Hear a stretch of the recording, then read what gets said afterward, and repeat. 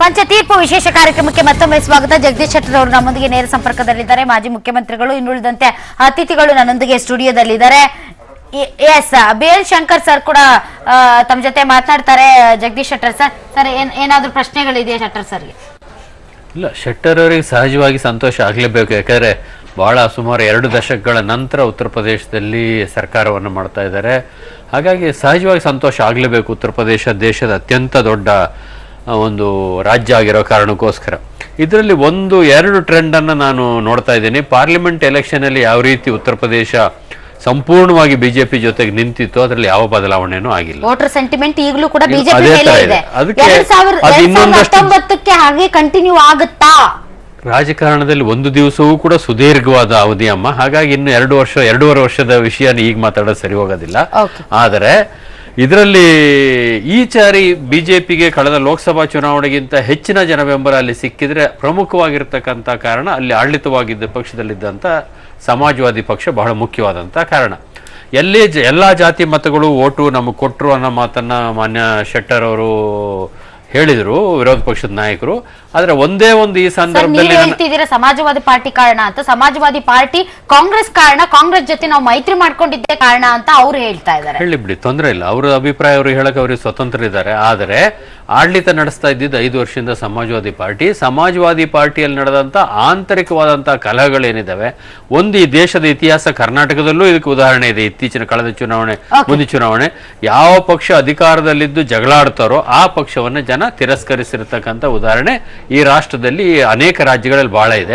ಒಂದೇ ಒಂದು ಬಿಜೆಪಿಯ ಗೆಲುವಿನಲ್ಲಿ ನಾನು ಅವರಿಗೆ ಅಭಿನಂದನೆ ಸಲ್ಲಿಸ್ತೇನೆ, ರವಿ ಸುಬ್ರಹ್ಮಣ್ಯ, ಶೆಟ್ಟರು ಮತ್ತೆ ಎಲ್ಲ ಬಿಜೆಪಿ ನಾಯಕರಿಗೆ. ಆದರೆ 403 ಸೀಟ್ ಇರುವಂತ ಉತ್ತರ ಪ್ರದೇಶದಲ್ಲಿ 20%ಕ್ಕಿಂತ ಹೆಚ್ಚು ಅಲ್ಪಸಂಖ್ಯಾತರು ಇರುವಂತ ಒಂದು ರಾಜ್ಯದಲ್ಲಿ ಬಿಜೆಪಿ ಒಂದು ರಾಷ್ಟ್ರೀಯ ಪಕ್ಷವಾಗಿ ಬೆಳೀತಾ ಇರುವಂತ ಸಂದರ್ಭದಲ್ಲಿ ಆ 403 ಸೀಟ್ನಲ್ಲಿ ಒಂದೇ ಒಂದು ಅಲ್ಪಸಂಖ್ಯಾತರಿಗೂ ಕೂಡ ಅಲ್ಲಿ ಸೀಟ್ ಕೊಡ್ಲಿಕ್ಕೆ ಸಾಧ್ಯ ಆಗದೆ ಇರುವಂತಹ ಸ್ಥಿತಿ ಬಿಜೆಪಿ ಒಳಗಿರ್ತಕ್ಕಂಥದ್ದು ಇನ್ನೂ ಕೂಡ ಆತಂಕಕಾರಿಯಾಗಿರ್ತಕ್ಕಂಥ ವಿಚಾರ.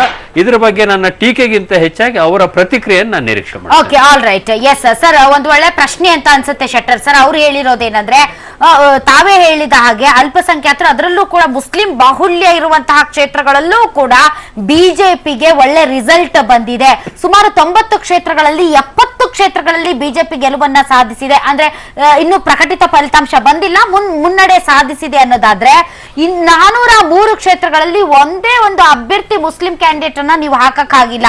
ಅಂದ್ರೆ ಜನ ಯೋಚನೆ ಮಾಡ್ತಾರೆ, ನಮಗೆ ಬೇಡ ಈ ಧರ್ಮದ ನಡುವಿನ ವ್ಯತ್ಯಾಸ ಅಂತ. ಬಟ್ ಬಿಜೆಪಿ ಪಕ್ಷ ಇನ್ನೂ ಕೂಡ ಆ ಹಳೆ ಇಮೇಜ್ ನಲ್ಲೇ ಇದೆ ಪಕ್ಷ, ಅವ್ರು ಹೇಳ್ತಾ ಇರೋದಲ್ವಾ ಸರ್? ಏನ್ ಹೇಳ್ತೀರಾ ಇದಕ್ಕೆ? ನೋಡಿ, ಇವತ್ತು ಈ ಅಲ್ಪಸಂಖ್ಯಾತರಿಗೆ ಒಂದು ಸೀಟ್ ಕೊಟ್ಟಿಲ್ಲ ಅನ್ನುವಂಥದ್ದು ಅಭಿಪ್ರಾಯ ಇದೆ, ಒಪ್ಕೊಂತಿದ್ದೇನೆ.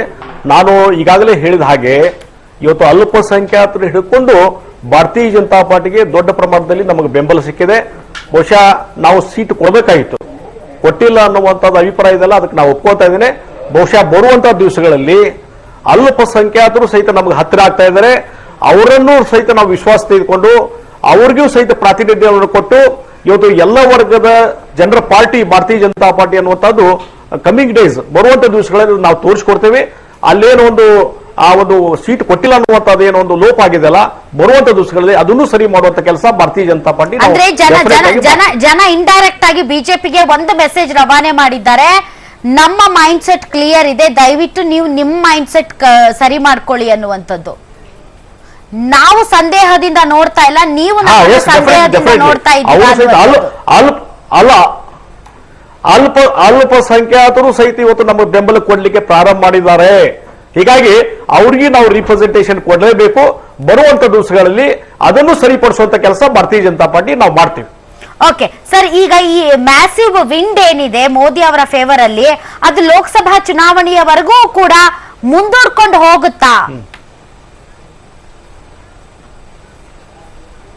ನೋಡಿ, ಹಿಂದೆ ಗುಜರಾತ್ ಅಲ್ಲಿ ನರೇಂದ್ರ ಮೋದಿ ಅವರು 3 ಬಾರಿ ಮುಖ್ಯಮಂತ್ರಿ ಇದ್ದಾಗ ಅವರ ಒಂದು ಆಡಳಿತ ವೈಖರಿ ಏನದಲ್ಲ, ಅದನ್ನು ಯಾವಾಗಲೂ ಅದೇ ರೀತಿಯಲ್ಲಿ ನಡೆಸ್ಕೊಂಡು ಬಂದ್ರು. ಯಾವಾಗೂ ಮುಖ್ಯಮಂತ್ರಿಯಾಗಿ ಒಂದು ಕಪ್ಪು ಚುಕ್ಕೆ ಅವ್ರ ಮೇಲೆ ಇರಲಿಲ್ಲ. ಹೀಗಾಗಿ ಇವತ್ತು ಪ್ರಧಾನಮಂತ್ರಿಯಾಗಿ 2.5 ವರ್ಷ ಆದರೂ ಸಹಿತ ಒಂದು ಕಪ್ಪು ಚುಕ್ಕೆ ಇಲ್ಲದೆ ಭ್ರಷ್ಟಾಚಾರ ರಹಿತವಾದಂತಹ ಉತ್ತಮವಾದಂತಹ ಆಡಳಿತವನ್ನ ಸನ್ಮಾನ್ಯ ಮೋದಿಯವರು ಕೊಟ್ಟಿದ್ದಾರೆ. 2019 ಚುನಾವಣೆಯಲ್ಲಿ ನರೇಂದ್ರ ಮೋದಿಯವರ ಏನೋ ಒಂದು ನಾಯಕತ್ವ ಇದೆ, ಅದು ಇನ್ನೂ ದೊಡ್ಡ ಪ್ರಮಾಣದಲ್ಲಿ ಜೈಬೇರಿ ಬಾರಿಸದೆ ಇನ್ನೊಂದು ಬಾರಿ ಅಧಿಕಾರವನ್ನು ಸಹಿತ ನರೇಂದ್ರ ಮೋದಿ ಅವರು ತೆಗೆದುಕೊಳ್ತಾರೆ. ಇವತ್ತೇನು ಈ ಟ್ರೆಂಡ್ ಇದೆ, ಬಹುಶಃ ಇದು ಟ್ರೆಂಡು ಇಲ್ಲಿಗೆ ಮುಗಿದಲ್ಲ, ಇನ್ನೂ ಹೆಚ್ಚು ಬೆಂಬಲ ಇನ್ನೂ ಯಾವ ರಾಜ್ಯದಲ್ಲಿ, ಅದರಲ್ಲಿ ಇವತ್ತು ನೀವು ತೆಗೆದುಕೊಳ್ಳಿ, ಕೇರಳ ರಾಜ್ಯ ಇರ್ಬೋದು, ತಮಿಳುನಾಡು ಇರ್ಬೋದು, ಆಂಧ್ರ ಪ್ರದೇಶ ಇರ್ಬೋದು, ತೆಲಂಗಾಣ ಇರ್ಬೋದು, ಈ ಎಲ್ಲ ರಾಜ್ಯಗಳಲ್ಲಿ ಇನ್ನೂ ಹೆಚ್ಚಿನ ರೀತಿಯಂತಹ ಶಕ್ತಿಯನ್ನ ಭಾರತೀಯ ಜನತಾ ಪಾರ್ಟಿ ವೃದ್ಧಿಸಿಕೊಳ್ತದೆ. ಮತ್ತು ಹಿಂದಿನ ಲೋಕಸಭಾ ಚುನಾವಣೆ ನಾವೇನು ಸೀಟುಗಳನ್ನು ಕಳಿಸಿದ್ವಿ ಅದಕ್ಕಿಂತ ಹೆಚ್ಚು ಅಭೂತಪೂರ್ವ ಗೆಲುವನ್ನ 2019 ಚುನಾವಣೆಯಲ್ಲಿ ನಾವು ಸಾಧನೆಯನ್ನು ಮಾಡ್ತೀವಿ. ಅದು ನರೇಂದ್ರ ಮೋದಿ ಅವರ ನಾಯಕತ್ವಕ್ಕೆ ದೇಶ ಇವತ್ತು ಬೆಂಬಲ ಕೊಡ್ತಾ ಇದೆ. ಸರ್, ನರೇಂದ್ರ ಮೋದಿ ಅವರ ನಾಯಕತ್ವಕ್ಕೆ ದೇಶ ಇವತ್ತು ಬೆಂಬಲ ಕೊಡ್ತಾ ಇದ್ದಾರೆ. ಮತ್ತು ಈ ಪಂಚರಾಜ್ಯಗಳ ಚುನಾವಣೆಯಲ್ಲಿ ಎಲ್ಲೆಲ್ಲಿ ಬಿಜೆಪಿ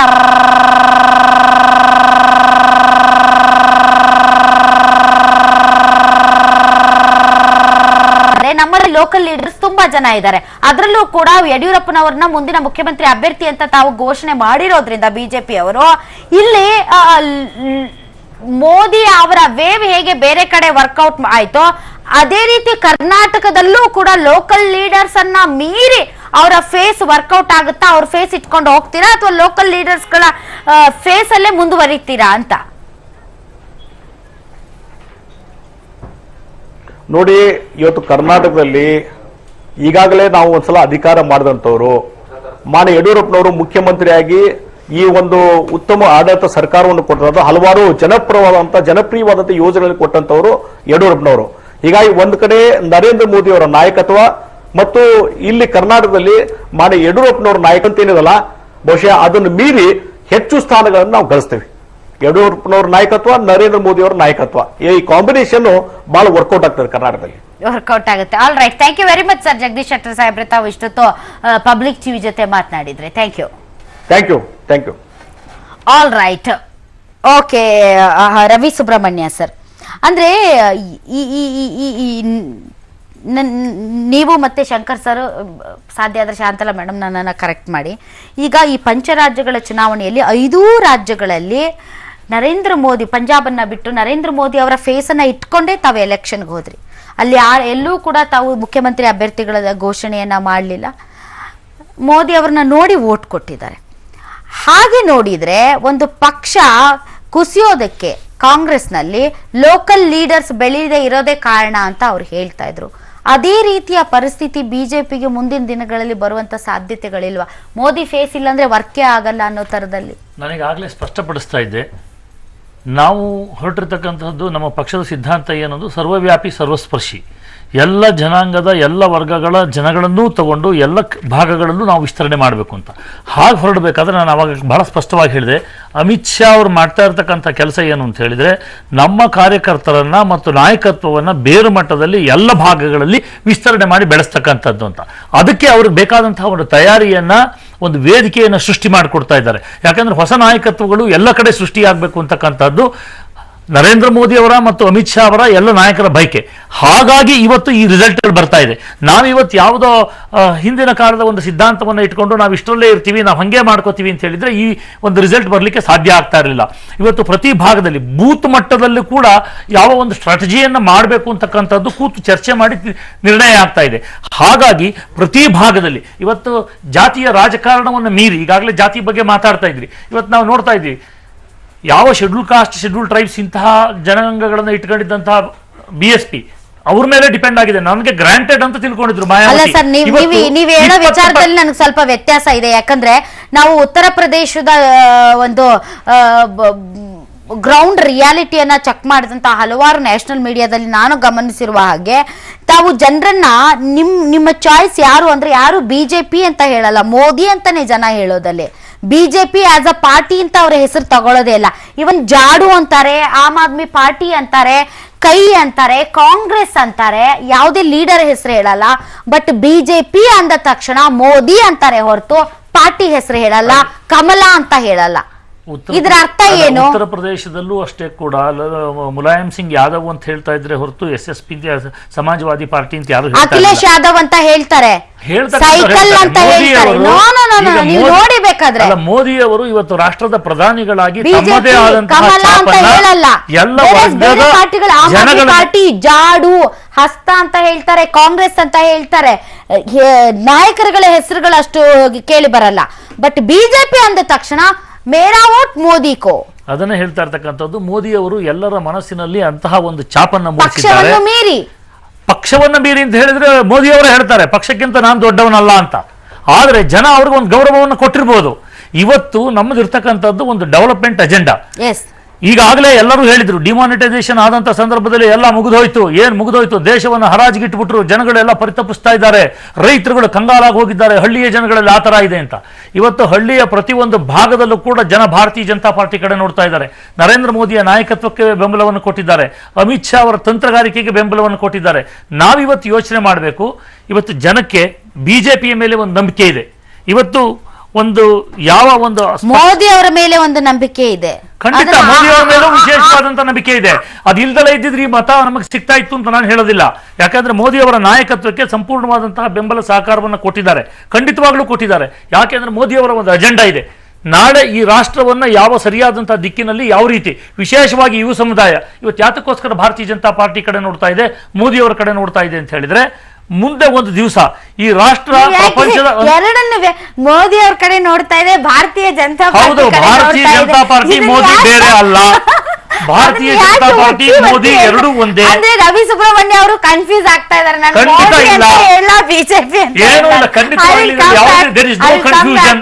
ಮೋದಿ ಬೇರೆ ಅಲ್ಲ, ಭಾರತೀಯ ಜನತಾ ಪಾರ್ಟಿ ಅಲ್ಲ, ಎರಡು ಒಂದೇ ಪಾರ್ಟಿ, ಒಂದೇ ನಾಣ್ಯದ ಎರಡು ಮುಖಗಳು ನಿಮ್ಮ ಒಂದು ಕಡೆ ಕಾಣಬಹುದು. Okay, all right. ನಾನು ವಾಪಸ್ ಬರ್ತೀನಿ. ವಾಪಸ್ ಬಂದ ಮೇಲೆ ಶಾಂತಲಾ ಅವ್ರನ್ನು ಮತ್ತು ಶಂಕರ್ ಸರ್ನ ಮಾತಾಡಿಸ್ತೀನಿ. ವೀಕ್ಷಕರೇ, ಇನ್ನೇನು ಉತ್ತರ ಪ್ರದೇಶ ಕ್ಲಿಯರ್ ಆಗಿದೆ ಅಂತ ಅನ್ಸುತ್ತೆ.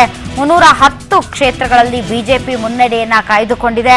ಪಂಜಾಬ್ನಲ್ಲಿ ಕಾಂಗ್ರೆಸ್ 73, ಆಮ್ ಆದ್ಮಿ ಪಾರ್ಟಿ ವಿರೋಧ ಪಕ್ಷವಾಗಿ ಕುಳಿತುಕೊಳ್ಳೋದು. ಉತ್ತರಾಖಂಡ್ನಲ್ಲಿ ಬಿಜೆಪಿ ಅಧಿಕಾರ ಸ್ಥಾಪನೆಗೆ ಯಾವುದೇ ಅಡ್ಡಿ ಆತಂಕ ಇಲ್ಲ. ಗೋವಾದಲ್ಲಿ ಕಾಂಗ್ರೆಸ್ ಲೀಡಲ್ಲಿದೆ 12, ಬಿಜೆಪಿ 7, 4, ಇನ್ನೂ 20 ಸ್ಥಾನಗಳ ಲೆಕ್ಕಾಚಾರಗಳು ಬಾಕಿ ಉಳಿದಿದೆ. ಹಾಗೆ ನೋಡಿದ್ರೆ ಪಂಜಾಬ್ ಮತ್ತು ಗೋವಾದಲ್ಲಿ ಇನ್ನು ಪಂಜಾಬ್ನಲ್ಲಿ ಕಾಂಗ್ರೆಸ್ ತನ್ನ ಸರ್ಕಾರವನ್ನ ಸ್ಥಾಪನೆ ಮಾಡೋದು ಖಚಿತವಾಗಿದೆ. ಗೋವಾದಲ್ಲಿ ಮತ್ತು ಮಣಿಪುರದಲ್ಲಿ ಇನ್ನೂ ಕೂಡ ಒಂದ್ ಸ್ವಲ್ಪ ರಿಸಲ್ಟ್ ವೇರಿಯೇಷನ್ ಆಗ್ತಾ ಇದೆ, ಮುನ್ನಡೆಗಳು ಬದಲಾಗ್ತಾ ಇದೆ, ಇನ್ನು ಕ್ಲಾರಿಟಿಯಲ್ಲಿ ಮಾತ್ರ ಸಿಗ್ತಾ ಇಲ್ಲ. ಎಸ್ ಶಾಂತಲಾ ಮೇಡಮ್, ಈಗ ಓವರ್ ಆಲ್ ನೋಡೋದಾದ್ರೆ ನಿನ್ನೆಯವರೆಗೆ ನಾನು ಕೇಳ್ತಾ ಇದ್ದೆ, ಆಮ್ ಆದ್ಮಿ ಪಾರ್ಟಿಯ ಶಿವಕುಮಾರ್ ಅವರು ಬಂದಿದ್ರು, ಪೋಲ್ ಚುನಾವಣೋತ್ತರ ಸಮೀಕ್ಷೆಗಳ ಲೆಕ್ಕಾಚಾರವನ್ನ ನೋಡಿದ್ರೆ ತಮಗೆ ಒಂದ್ ಸ್ವಲ್ಪ ಅಸೂಯೆ ಆಗುತ್ತಾ, ಕರ್ನಾಟಕದಲ್ಲಿ ನಾವು ತೀರಾ ಕಾನ್ಸಂಟ್ರೇಟ್ ಮಾಡಲಿಲ್ಲ ಅಂತ. ಯಾಕಂದ್ರೆ ತಾವು ಪಂಜಾಬಲ್ಲಿ ಯಾವಾಗ ವರ್ಕ್ ಸ್ಟಾರ್ಟ್ ಮಾಡಿದ್ರು, ಕರ್ನಾಟಕದಲ್ಲೂ ಆವಾಗಲೇ ವರ್ಕ್ ಸ್ಟಾರ್ಟ್ ಮಾಡಿದ್ರೆ, ಸಂಘಟನೆ ಸ್ಟಾರ್ಟ್ ಮಾಡಿದ್ರೆ, ಈಗ ಅಲ್ಲಿ ಎಲೆಕ್ಷನ್ಗೆ ಹೋದ್ರಿ, ಮತ್ತೆ ಇದು ಸಾಧನೆನೇ, ನೀವು ಕಳ್ಕೊಳ್ಳೋದು ಏನು ಇಲ್ಲ ಪಂಜಾಬ್ನಲ್ಲಿ. ಆದ್ರೆ ಕರ್ನಾಟಕದ ವಿಷಯಕ್ಕೆ ಬಂದ್ರೆ ನಿಜಕ್ಕೂ ತಮಗನ್ಸುತ್ತಾ ಪಂಜಾಬ್ನಲ್ಲಿ ಸಂಘಟಿತರಾದಂತೆ ಇಲ್ಲಿ ತಮ್ಮ ಸಂಘಟನೆ ಅಷ್ಟೇ ಸ್ಟ್ರಾಂಗ್ ಆಗಿದೆ ಅಂತ? ಕರ್ನಾಟಕದಲ್ಲಿ ಸಹ ನಾವು ಸಂಘಟನೆನ ಪ್ರತಿ ಒಂದು ಜಿಲ್ಲೆ ಅಂದ್ರೆ ಪ್ರತಿ ವಿಧಾನಸಭಾ ಮಟ್ಟದಲ್ಲಿ ಈಗಾಗಲೇ ಶುರು ಮಾಡಿದ್ದೀವಿ. ಪಂಜಾಬ್ ಚುನಾವಣೆ 2017ರಲ್ಲೇ ಇದ್ದಿದ್ರಿಂದ ಪಕ್ಷ ಪಂಜಾಬ್ ಮತ್ತೆ ಗೋವಾ ಕಡೆ ಹೆಚ್ಚಿನ ಗಮನ ಕೊಟ್ಟಿದ್ದು ನಿಜ. ಅಂದ್ರೆ ರಾಷ್ಟ್ರ ಮಟ್ಟದ ಏನು ನಮ್ದು ಘಟಕ ಏನಿದೆ, ರಾಷ್ಟ್ರ ಮಟ್ಟದಿಂದ ಹೆಚ್ಚಿನ ಗಮನ ಆ ಕಡೆ ಕೊಟ್ಟಿದ್ದು ನಿಜ. ಈಗ ನಾನು ಕೂಡ ಮತ್ತೆ ಅನೇಕರು ಕರ್ನಾಟಕದಿಂದ ಕೂಡ ನಾವು ಗೋವಾಗೆ ಹೋಗಿ ಕ್ಯಾಂಪೇನ್ ಮಾಡಿದ್ದೇವೆ. ಆದರೆ ಕರ್ನಾಟಕದಲ್ಲಿ ನಾವು ಕೆಲಸನ ನಿಲ್ಲಿಸಿಲ್ಲ. ನಾವು ಪ್ರತಿಯೊಂದು ಜಿಲ್ಲೆ ಮತ್ತೆ ವಿಧಾನಸಭಾ ಮಟ್ಟದಲ್ಲಿ ಈಗಾಗಲೇ ಅನೇಕ ವಿಧಾನಸಭಾ ಮಟ್ಟದಲ್ಲಿ ಉಸ್ತುವಾರಿ ಯಾರ್ಯಾರು ಅವ್ರನ್ನೆಲ್ಲ ನೇಮಕ ಮಾಡಿದ್ದೇವೆ. ಇದನ್ನ ಕಂಟಿನ್ಯೂ ಮಾಡ್ತೇವೆ. ಯಾಕಂದ್ರೆ ಈಗ ಪಂಜಾಬಲ್ಲಿ ಏನು ರಿಸಲ್ಟ್ ಬಂದಿದೆ ಅದರಿಂದ ನಮಗೆ ಒಂದು ಸ್ವಲ್ಪ ಮಟ್ಟಿನ ನಿರಾಶೆ ಆಗಿದೆ. ಯಾಕಂದ್ರೆ ನಾವು ಏನು ಗವರ್ಮೆಂಟ್ ಫಾರ್ಮ್ ಮಾಡ್ತೀವಿ ಅನ್ನುವಂಥ ಒಂದು ಭರವಸೆ ಇತ್ತು ನಮಗೆ.